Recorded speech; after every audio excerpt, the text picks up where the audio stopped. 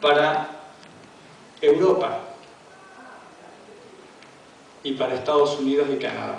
Pero bueno, ellos se producen los alimentos que necesitan. El que no se produce los alimentos es Europa. El mundo está superpoblado. 6.500 millones de habitantes están llevando la producción de alimentos al límite. Las tierras están agotadas en la mayoría de los países del mundo. No se pueden usar más fertilizantes. Los fertilizantes ya han demostrado que seguir aplicando fertilizantes a la tierra es como seguir aplicando levadura a la masa. No multiplica la masa, simplemente la infla. ¿Entienden esto? Esta es la realidad del mundo. Yo sé que a ustedes no se lo dicen, esto no se lo dicen a nadie. No les interesa que la gente sepa verdaderamente qué es lo que está ocurriendo y que la vida del planeta está dependiendo de un hilo. Estamos entrando en la etapa final del colapso. El mundo no sobrevive a 8.000 millones de habitantes. No hay tierras, no hay posibilidad. Uno de los pocos países que puede darse ese lujo es Argentina. Por eso Argentina está en el grupo de los 20. No necesitan nuestra tecnología, no necesitan nuestra sabiduría, necesitan nuestros alimentos. Hermano, ¿usted quiere decir? Podemos pensar o afirmar que la respuesta de la tierra a la necesidad humana no da más porque no se cumplió la ley que Dios estableció al principio. Obviamente. El descanso de la tierra.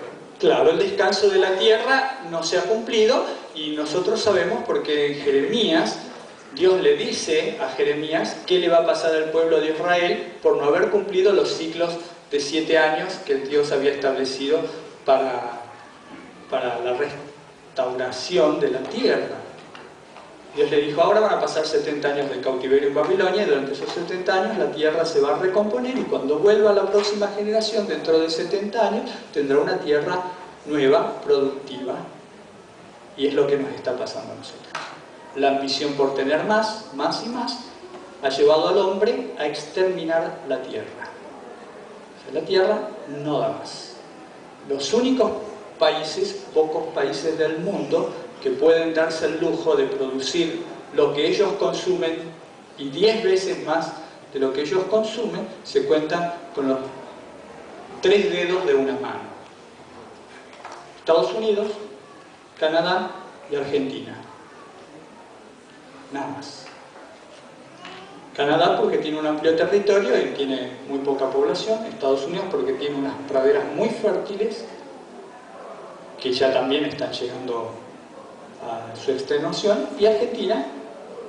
Pero nosotros vemos que a una plaga sigue otra plaga. Le hablaba esta mañana, le hice un comentario a Gustavo Ramos sobre lo que yo había descubierto leyendo obviamente los libros de Elena de White. Uno no descubre las cosas porque sí, nada más. Al estudiar e investigar los libros de Elena de White, y esto tiene que ver un poco con lo que vamos a ver ahora de las trompetas, que son plagas en cierta manera, son desastres naturales y son cosas que utiliza Dios para llamar la atención de la gente. Pero fíjense lo siguiente, vamos a Éxodo, vamos a ver las plagas de Egipto, una secuencia que es apasionante cuando uno lo entiende de la manera que Elena de White lo presenta. Ella dice que Dios buscaba destruir a los dioses paganos, a los que los egipcios adoraban, que eran el río Nilo, las ranas, etc. Pero también nos muestra una secuencia que de por sí es absolutamente lógica. Dios no actúa de otra manera, por eso podemos llegar a entenderlo. Porque las secuencias y todo lo que Dios hace es lógico. Cuando aprendemos a escuchar la voz de Dios y nos mezclamos, nos metemos en el pensamiento de Dios, lo único que llegamos a decir es, no podía ser de otra forma. Dios actúa así, ha actuado así siempre, y nos muestra de la siguiente manera. Una plaga es consecuencia de la otra. Fíjense ustedes, capítulo 7 de Éxodo, versículo 14 en adelante, nos dice cuál fue la primera plaga. ¿Cuál fue la primera plaga que derramó sobre Egipto? El río Nilo se convirtió en sangre y murió todo ser vivo que no pudo escapar del río Nilo. Los peces murieron todos porque no podían escapar del río Nilo. Dice así, versículo 21, 7:21. Bueno, desde el 20. Moisés y Aarón hicieron como Jehová le mandó, y alzando la vara golpeó las aguas que había en el río en presencia de Faraón y de sus siervos, y todas las aguas que había en el río se convirtieron en sangre. Asimismo los peces que había en el río murieron, y el río se corrompió tanto que los egipcios no podían beber de él, y hubo sangre por toda la tierra de Egipto. O sea, lo que es la fuente de la vida de Egipto, el río Nilo, se muere. Y todo lo que hay en el río Nilo, los peces, se mueren. Pero vean ustedes la segunda plaga, capítulo 8, dice, la segunda plaga, el versículo 3, el río criará ranas, las cuales subirán y entrarán en tu casa, en la cámara donde duermes y sobre tu cama, y en las casas de tus siervos, en tu pueblo, en tus hornos y en tus artesas. ¿Qué pasó? El río Nilo estaba contaminado, las ranas habían nacido ahí, habían sido criadas por el río Nilo. ¿Dónde se crían las ranas? Sino a los lugares donde hay agua. Ustedes saben, las ranas, los sapos son animales anfibios. O sea, el río crió las ranas. Ahora el río se transformó en sangre. Los peces no pudieron escapar porque no son anfibios y se murieron. Pero las ranas son anfibias. Así que cuando el agua se convirtió en sangre, las ranas salieron. Después de la plaga del río convertido en sangre, las ranas estaban fuera y estaban metiéndose adentro de las casas. Consecuencia lógica. Primera plaga, el río expulsa a las ranas. Segunda plaga, las ranas van a las casas de las personas. Tercera plaga, ¿qué es lo que comen las ranas?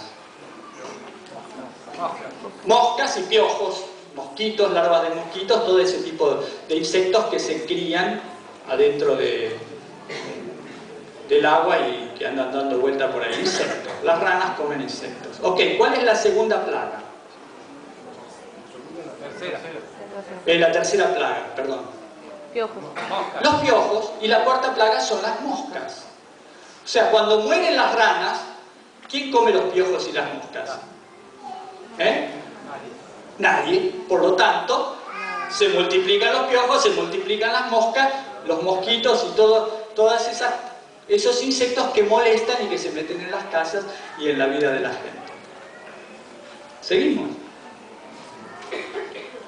Quinta plaga. ¿Enfermedad en quién?